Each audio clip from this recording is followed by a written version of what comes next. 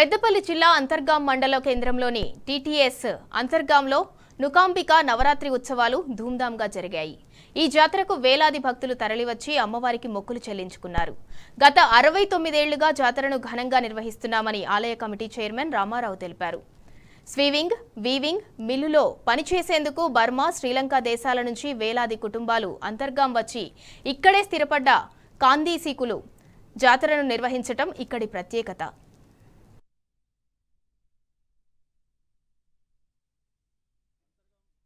పునరావాస కేంద్రం 1967లో స్థాపించబడినప్పుడు అప్పటికే ఒక 20-30 సంవత్సరాల కిందట మరి ఒక మహిమాన్వితమైనటువంటి దేవతా వృక్షమైనటువంటి శని వృక్షం కింద వెలిసినటువంటి స్వయంభూగా వెలిసినటువంటి శ్రీ నూకాంబిక పోచమ్మ అమ్మవారి యొక్క విగ్రహాన్ని యాదవుల కనుకోబడ్డది. ఇక్కడ ఈ కాలనీ ఏర్పడిన తర్వాత అంతర్గంలో పునరావాస బాధితులైనటువంటి కాందీసీకులు, శరణార్థులు, మరి చుట్టుపక్కల చేనేత కార్మికులు, ఇక్కడ ఉన్నటువంటి కార్మిక కుటుంబాలందరూ కూడా పోచమ్మ తల్లిగా, కాందీసీకులు నూకాంబికగా, ఎందుకంటే నూకలిచ్చే తల్లి నూకాంబిక కొల్చడం జరిగింది.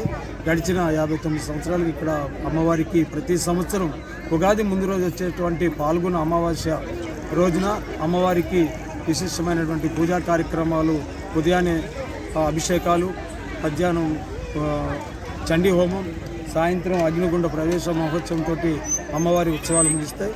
అంతర్గం నూకాంబిక అమ్మ కొలిచిన బంగారం. అమ్మను నమ్ముకున్న వాళ్ళకు ఇంతవరకు ఏ ఇబ్బందులు లేకుండా సుఖ సంతోషాలతో కాలం గడుస్తుంది. అమ్మవారి మొక్కు తీరు శూలాలు.